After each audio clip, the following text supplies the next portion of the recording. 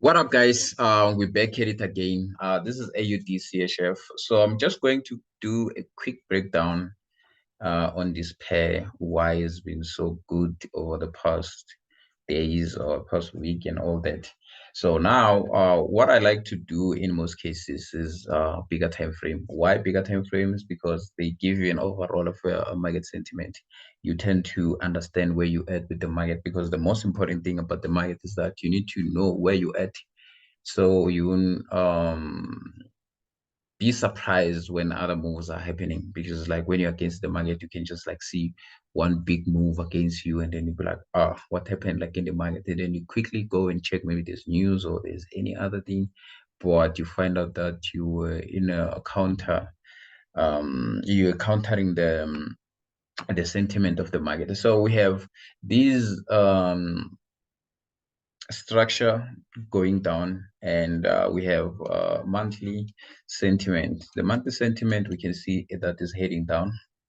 And another thing is that one of the tip I'll give you is that every time you see something like this, let me just like show you this. This will be your high, this will be your low, and this will be your key area you'll be paying attention. So anything that do this, don't consider it as a range. Wait for market to break this low, then you can say like, okay, now we have another a range that is happening. So you'll see price doing its own thing again. As long this one has not been taken out, and also this one has been taken out, just understand you haven't had another range. The price is still working around the range. But as soon as the price break this one, just know that the previous high and the new low, then that will be your new range. So that's why if you check here, price went down, and after this one has been broken, then I knew that I had a range. But while the price was still here and here, anything here, I'm waiting for this one to be taken out. So now price was protected above that area, and then it broke this one. And this one has to do with the bigger time frame, because you might be asking why not this one, but we have to understand that it has to do with the bigger time frame. And again, as we see price continue going down after this one has been taken out, just know that these are the substructure within the main one. Say, sorry, same with this one, it's similar. And again, here we're seeing other ones has been paying out. But again, how did I line up my story before like I'm taking a trade? So I understood that the market was bearish, the market was going down, which was good. And now we have this one as our supply. So this is a monthly supply. So we see the monthly supply is in play. We have another one here, and then the area was taken here. So now my entry was around this area. So now we have to zoom here. We need to check what's happening here. Let me do this. So this is the area we'll be looking at, trying to understand like what's happening. So to avoid confusion, like deal mostly with higher time frame. So when smaller time frame, do a lot of like compulsive and all those things, you not get lost in those things. So now we seeing this one as still a monthly, but this is the area that we are interested in. So what's happening is with the monthly, we can see that it's a very similar thing. So this one look like a complex also, similar to this going up, but we understand that any time frame, maybe we can check 3 months and stuff. We're just gonna see only two simple things, like 1, 2, 3, and then that's it. So you won't get confused when it's come to these areas. So you won't get lost. You will understand like what's happening. So now I understood that we are still in a downside, and I'm looking for this area for price actually to reach as our main target. And again, I just want to talk about support and resistance, because I know that we're living in times now whereby there's so much information out there, smart money, and they just so many things. And there's a lot of like beef going on, whereby other people think just because they know certain things, and way better than the others.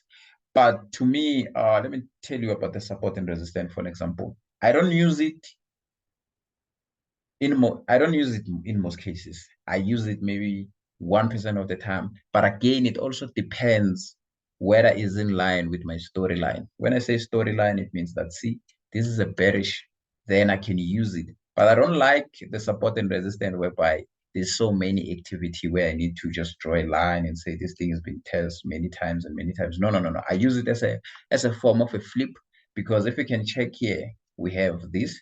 So now this is a flip, because this thing was supposed to push the price down, and then the price went down. So we have our support turn into resistance. But since this is a first try, then I can consider it, because it's also in line with this one, because I know that first time in most cases it does work, but second time and third time I don't really pay attention to that. Similar to this one, if you can check price flip, and then this was the area that we were selling. So when it's come to bigger time frame, yes, I do consider it. But with a smaller time frame, the problem is that you will have your support and then price and come back in a form of maybe those who knows the harmonics and stuff. Because if you pay attention here, yes, it did work. But in a long term, there was like something else happening. Yes, similar with this one. It might work for now, but we might see maybe for this one, for an example.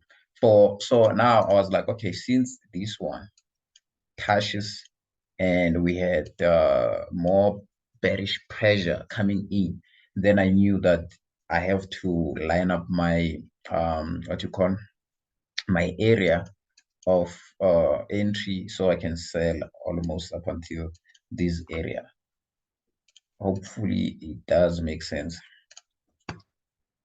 And hey, okay, so this is where like I was lining up my entry, and my entry is also coming from that area. So what was happening was I was just like watching the H4 structure playing out. As you can see here, another one, and then we see price taking this one out. Obviously we were waiting for price actually to tap here and then to go down. So this is the first scenario. When I say first scenarios, is the first idea. But in most cases, what I normally do is like I'll put an alert. So when the market reaches this area, so what I will do is I'll try to refine it again, because I understand that on a smaller time frame, we'll see this thing maybe go deeper. Let's say something like this, break, and then coming to this small M1 supply. Then I can put my sell here and then my stop loss above. So which means my stop loss can be around this area, but from the price, like almost taking this out. Then you can sell from there. Or sometimes it can be a late entry, but still your risk reward would be like still cool, because you'll wait for more further confirmation going like further down. So this was the AUD entry that I took. So this was the final what you call, this is the final 1:22. Yeah, and it took like when was it? I think I sold during what's that, FOMC? Yeah, there was FOMC. I think I sold during that time. And if you look at this thing, if you can go to uh, the beginning of the video, you will notice that these are the similar things that have been happening on a bigger time frame. So it means that these were another sales, because like if you can see, price is just following a nice order flow going like further down. So you see price creating lows and lows and lows and lows and lows. But if you understand where you at with the market, you'll understand that these are like, what's that, a correction. So you won't feel like closing your trade, because you might be thinking like, oh, this thing it is now like going But since I understand that this move is backed by many time frame, monthly time frame is backing this one up, weekly, daily. So it's gonna take some time before we can see the market actually definitely change the structure. But on this one, I understood that these are just like pullback. And unfortunately, I think I was busy with AUD USD at the time. And this one, I just like put a sell and just left it like that. And now you see, these were like really, really interesting area to sell the market down. But at the end, this one, to be honest with you, I'm still holding this one. I'm definitely still holding because there's still an area down there. I'm thinking the prices might be heading to that area. But overall, I have my alert, I have everything. I'm just gonna like managing this thing. Because in the when you trade, trust me, sometimes you leave something on the table. Sometimes you take early, sometimes you it's always be like that kind of a thing whereby you're not gonna be 100% satisfied with anything that is happening in the market. But once you learn to take what you took and happy and become happy about it, then did I say no? I think I've said something. Once you become happy with what you're getting from the market, I think in that sense it would make sense. What if oh man, when you are happy with what you are taking from the market, that's where you're going to make peace with the whole thing that is happening, like in the mind.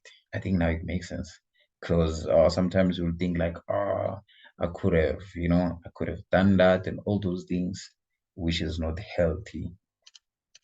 So this is AUDCHF. So this was a sell here. Price is still like I'm still holding. And on this note, to be honest, I sometimes I'll trail the stop, but I've noticed that sometimes you trail the stop like here, for example, and then there's news, but that one is too far. But doesn't mean that the prices don't come here. Sometimes there's news, they just take you out and all that. But I've swing before, so I understand like swinging that you don't have to rush things. You just have to like allow things to just like float accordingly, and then you take it from there. So for me, guys, make sure you subscribe, you share, you do whatever you think it's okay. Comment if possible, so I can hear your thought, and then yeah,